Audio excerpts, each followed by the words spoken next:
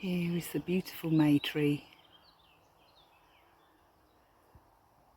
And can you see all the life that's teeming in it? All the insects. The sound and the scent is amazing.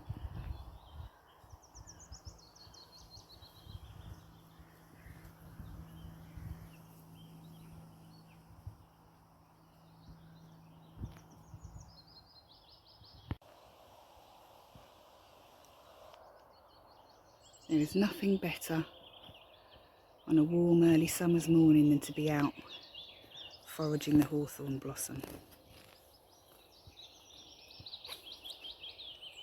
And as you can see, it's so abundant where I am. So I can forage a little bit, take a few off one tree and then move on to the next without damaging the tree, just foraging mindfully and respectfully. I always leave a little offering at each tree or sing a little song by way of thanking the tree spirits. Another reason for foraging from lots of different trees is that they all have slightly different qualities. They all have different constituents and components that make them the healthful things that they are. And you'll start to notice quite big differences between each tree, whether that's leaf shape or pattern, flowers, the flower colours, some have pink bits in them. And then by that definition, they'll all have a slightly different energy to give to the thing that you're going to make.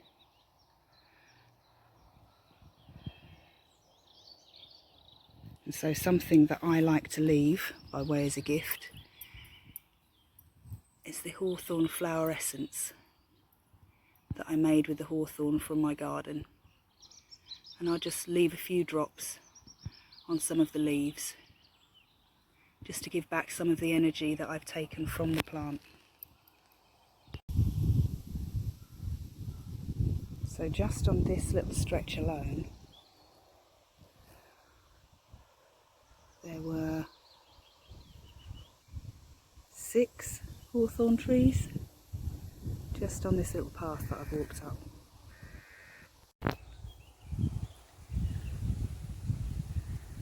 So I just want to show you how foraging mindfully can look like, so that you don't cause damage to the tree or the leaves. You can just see here on the hawthorn branch where the little clump of hawthorn flowers and the leaves join onto the main branch. And so I just go in there and pinch that with my nails. And so you've got that whole little, it's like a little mini bunch of flowers, leaving the tree intact with nothing ripped.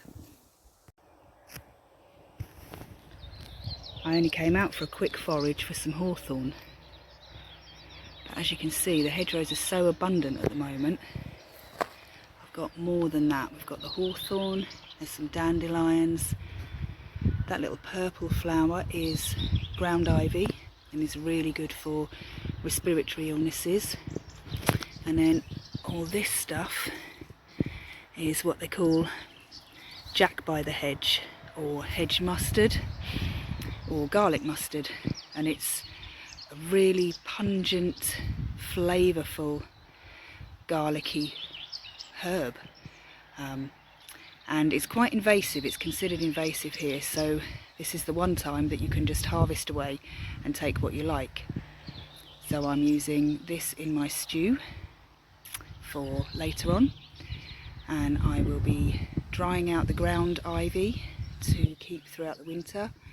The dandelions will be going into my infused oil, and the hawthorn is going to be used to dry to keep me through the winter, and also to top up my hawthorn flower infusion. And then I'll leave you with a couple more tips you'll often see herbalists, foragers and witches out gathering in a basket. And the reason for that is because not only does it look quite cool, but it's not for that reason. It's because it lets all the bugs out. So by the time you get home, you shouldn't really have any bugs left in your foraging material. And you might notice there, that's rubbish. I always bring out with me a plastic bag or a paper bag to collect other people's rubbish, because you'll always find it. And you know, if we're taking from nature just by picking up this stuff, it's giving back. And then I will leave you with the last tip. So as you can see, I'm kind of quite deep in the in the nettle bed. There probably are some thistles in there. But I'm not foraging from the edges. Edges tend to be the places where dogs will go for a wee. So if you possibly can, get into the centre of it. And I'll leave you with that. Hope you've enjoyed these few foraging tips.